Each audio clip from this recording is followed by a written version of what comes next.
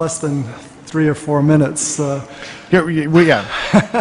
Well, I mean, I think Christian theology has certainly taught that that God created the world from nothing. Nothing in the sense that there was no pre-existing matter, that there's no principle outside God that is equally eternal. And that seems to be mirrored in the Big Bang, because it seems that our physical laws, if we look at the observable universe, not the speculated multiverse, but if we look at the observable known physical universe, it seems that when we trace back in time, we get back to some singularity, some point at which we can't push the laws of physics, can't run the clocks back any further.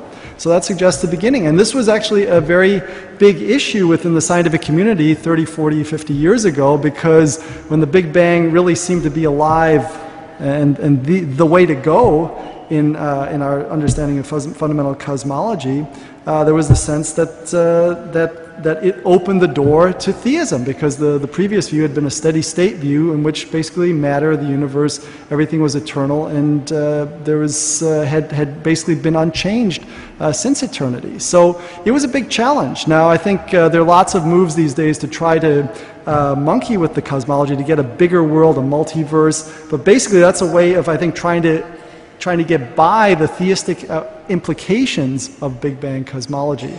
With regard to evolution, I don't know. I mean, that's just a huge topic. I mean, the continuity in the fossil record.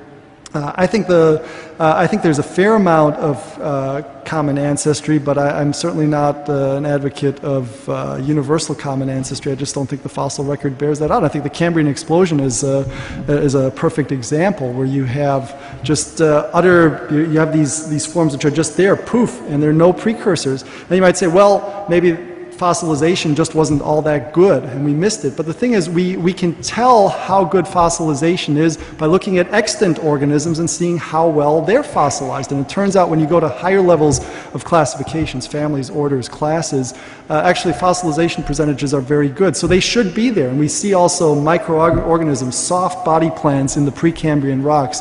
So it seems to me that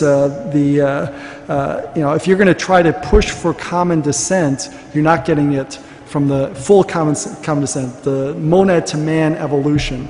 I don't think the evidence supports that. Mr. Hitchens. Stephen Hawking's latest book on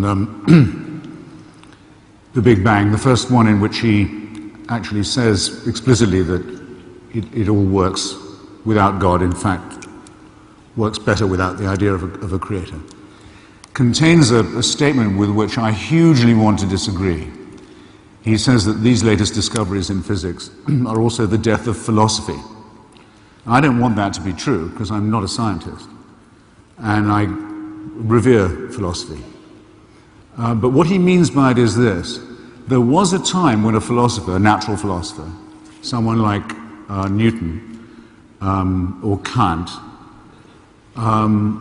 could speculate about the natural world. That's why they were called natural scientists as well, and do better than many professionals could. For example, it was Kant sitting in a room in Königsberg after the Lisbon earthquake, when people for the first time began to doubt that earthquakes were caused by God or were judgments. This is only in the 18th century people began for the first time to wonder if these were verdicts, as the Christians had been telling them. Didn't seem to work anymore. Kant proposed the idea, it said it may seem fanciful, but perhaps there are underground caverns, some of them even below the sea, which sometimes cave in and lead to what he didn't call seismic events, because we didn't have a word for seismology then. But there were philosophers could do scientific work by speculating on the natural world and using their heads, as Lucretius could with the atoms. What Hawking means to say is this: we now may be beyond the point where you can say anything useful unless you are in fact a member of a certain scientific discipline. I really hope this isn't true for selfish reasons, but you have to take this thought very seriously. Now, Lawrence Krauss, who I think is one of the greatest living physicists, has a lecture which you can go to YouTube and have a look at. It's called A Whole Universe from Nothing. He explains how it is, how with what we now know about the quantum, which is perilously little, by the way, so far, but what we know about it, can claim to know, suggests that actually nothing from nothing isn't as much of a contradiction as it may seem. And that's about the origins of the matter. I recommend that to you. My only philosophical contribution, if you like, would be towards the end of the question, which is a little easier, I think. Whether we came from nothing or not, we are certainly headed for it, or it is headed for us. You may choose to believe that this tiny speck of a planet, in a bang which blows out a sun every second, a whole sun every second, and has done for 10 billion years, that all that happened so that we could be meeting here today. You can choose to believe that if you want to. It's not even disproportionate. It's simply refusing to use the new language and the new evidence as if they meant anything at all. But suppose that to be true if you wish, if you must. If you look in the sky, you can actually see the Andromeda galaxy heading towards us now. We know, physicists can tell you, the date on which our galaxy will collide with Andromeda. It can be seen with the naked eye, the future. It's over. We don't know whether that'll happen first, or whether our sun will join the billions of suns that have blown up, or whether, now that we've discovered that Edwin Hubble's red light shift, showing the speed and rate of the expansion of the universe, the way in which it's flying apart, that, as I said earlier, that speed and rate, this was only found out a decade ago, is increasing all the time, completely contradicting everything we thought before. We're flying apart faster than we thought. A lot of nothingness is coming our way. Now, what design is that a part of, is what you have to ask yourself. Of what design, let alone of what benign design, could that conceivably be a part? This fantastic waste of energy, this gigantic profusion. Again, it makes God such a tinkerer and such a profligate, just as 99.8% of every species created on Earth since it started has been dispensed with, has gone extinct, has been surplus to requirements. What a waste, what a profusion, what a cruelty, if you want to give it a human or a spirited name. That's what you have to believe. That's the kind of tinkerer, the kind of capricious, incompetent tyrant, obviously so much modeled on our human experience of authority. As it's enough to convince me of what I'm now sure of. Man did not create God. Men and women created many, many, many gods, and always have since the dawn of our history, and still do. And one of those gods may be true, out of all of them, might be real, or all of them could be false, or all of them could be true. And the overwhelming probability, it seems to me, as the cults that attach to each other, is that all of them are false, and for the same reason. They are made up by creatures half a chromosome away from being chimpanzees, and I'm afraid to say it shows. Thank you. Can I respond? Or we have to move on? I know we could continue to go back and forth for quite a while, and I appreciate you guys. As opposed to getting to all the questions, you actually answered a lot of the questions that we had just by going back and forth. So we're gonna actually end up closing with just our final statements, 5-minute final statements. And agreement. I haven't thought of it till now. I'd rather have another question than summarize what I've already said. Would you like to ask each other a question? I'd rather give the audience, I feel we shortchanged the, but you may want to do your closing one, and I don't blame you. I've got my closer, I have a prepared text, and I'm hoping it's going to be a zinger,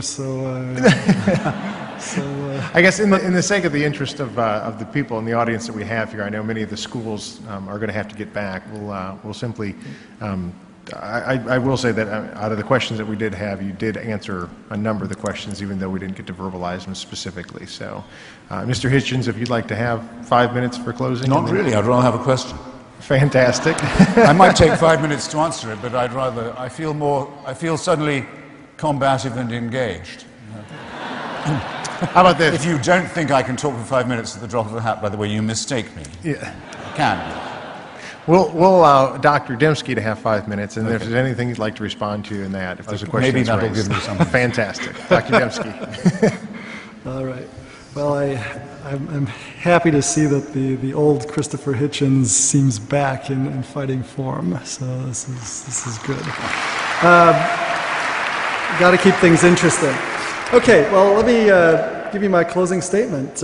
In Alexander Schmemann's critique of secularism, he remarked, quote, "It is not the immorality of the crimes of man that reveal him as a fallen being. It is his positive ideal, religious or secular, and his satisfaction with this ideal." Let me read that again. "It is not the immorality of the crimes of man that reveal him as a fallen being. It is his positive ideal, religious or secular, and his satisfaction with this ideal." Close quote. The common criminal knows that he is a criminal and doesn't try to rationalize his crimes or cast himself as a benefactor of humanity. But an ideologue who knows what's best for humanity and cannot find satisfaction until everyone is on board with his positive ideal, with his ideology, such a man can rationalize anything and is truly dangerous. Schmemann's insight captures what's right and what's wrong with Christopher Hitchens' case against religion. Religion can be a problem, yes. Religious people confident that theirs is the only way to build a better world have felt it their moral duty to coerce, torture, and kill others. Hitchens sees this clearly, but secularism can be as guilty as religion in this respect. Secularists confident that theirs is the only way to build a better world have likewise felt it their moral duty to coerce, torture, and kill others. Nevertheless, Hitchens refuses to admit any parity between religious and secular evil. Recount atrocities committed by religious people and Hitchens is delighted, yet another nail in the coffin of religion. But mention a person, community, or movement whose atrocities flow from their secular ideals, and Hitchens changes the subject. And to what subject does he change it?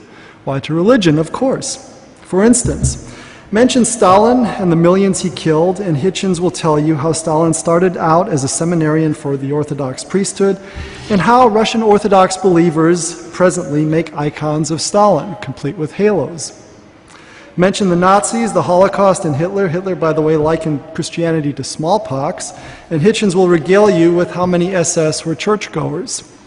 Mention North Korea and its crazy communist dictators, and Hitchens will inform you that the North Korea is the closest thing he can imagine to the Christian heaven, complete with a Holy Trinity, comprising Kim this, Kim that, and Kim something else. Changing the subject in this way, however, doesn't change the fact that secularism can be just as ideologically driven as religion. The irony is that Hitchens' own atheist crusade is itself ideologically driven. The subtitle of Hitchens' book reads, "How Religion Poisons Everything." Gripped by the idea that religion poisons everything, he cannot allow that religious people, precisely because of their religion, might do good. Hitchens takes this idea to ridiculous extremes in his attack on Mother Teresa. In his 1994 BBC documentary, Hell's Angel, his 1995 book, The Missionary Position, and briefly, in God Is Not Great, Hitchens portrays her as a self-serving hypocrite. In the audience today is my good friend, Mary Poplin, a professor at Claremont. She was in Calcutta with Mother Teresa when Hitchens came out with his book against her. Recently, Poplin published Finding Calcutta, in which she recounts her time with Mother Teresa. Poplin writes, quote, and Poplin and the nuns that were reading your book while she was there, Hitchens also accused Mother Teresa of receiving the best in health care when it was not available to the poor. However, I took an offer to her from a colleague's brother who was involved in developing a new pacemaker to replace her old pacemaker with a new and improved one. She said she could not accept it, but she would accept it for the poor. She also refused another medical offer. When I called and repeated these offers upon her becoming more ill a few months after I left, and that was close to her death, she again refused and asked for prayers instead. My impression is that she mostly received good health care when she was too ill to fight it. And I think I'm going to leave it there rather abruptly. I think in my rhetoric course I would wrap things up, but I'm going to give Mother Teresa the last word. So that's where I'll leave it. Oh, well.